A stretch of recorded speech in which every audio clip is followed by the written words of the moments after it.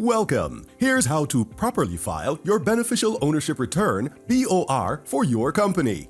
For local companies, the BOR must be filed in the following instances: with newly incorporated companies, annually along with your annual returns, with your return of allotments, also known as Form 9.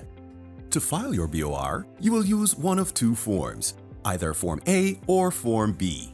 Public and private companies with shares file their annual returns using Form 19A and must submit BOR Form A, while nonprofit organizations which file using Form 19B must submit BOR Form B.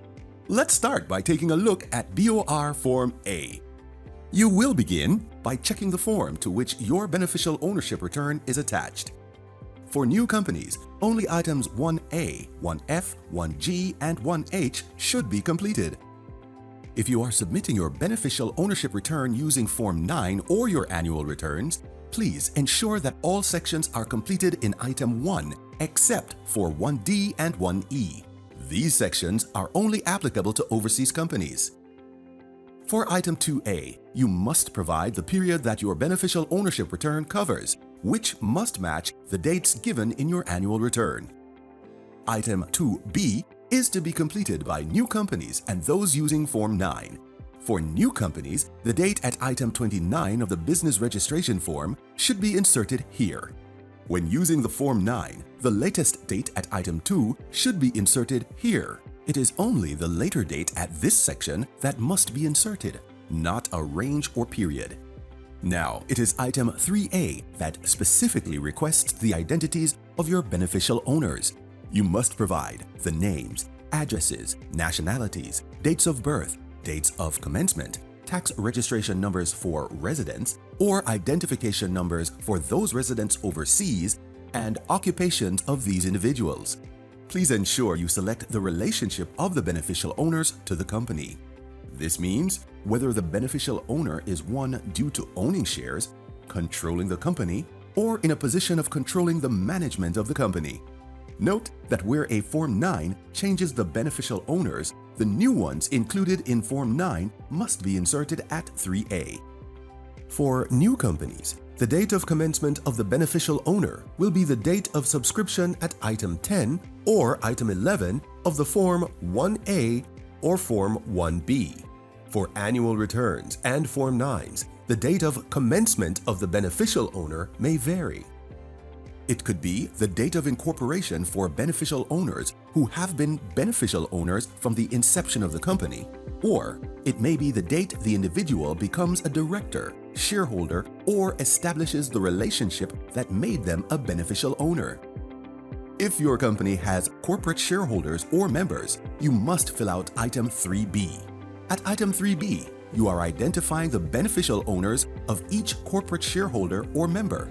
Please fill out all fields and select the relationship to the corporate shareholder. For complex structures that are unable to fit in the space provided on the form, a schedule is to be attached, detailing all corporate shareholders or members, all required information, and all beneficial owners in each of the company's corporate shareholders or members. Please do not fill out Item 4 of the BOR Form A.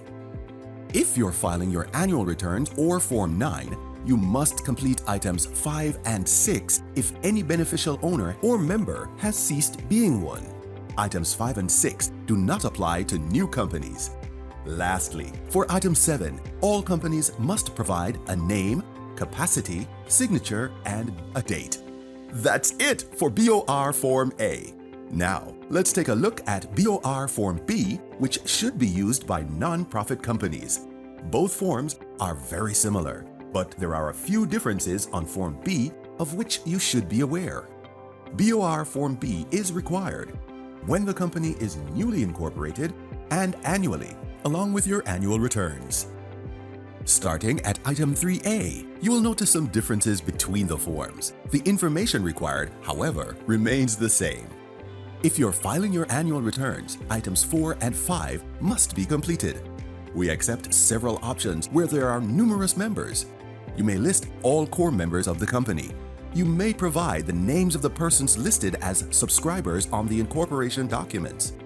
the board of directors or a subcommittee within the organization. New companies, however, must not fill out items 4 and 5. If you're filing your annual returns, you must complete items 6 and 7 if any beneficial owner or member, respectively, has ceased being one. However, new companies are not required to complete items 6 and 7. After completing all the required fields, you must then provide your name, your capacity in the organization, your signature, and the date. We hope this guide helps you to properly complete your beneficial ownership returns.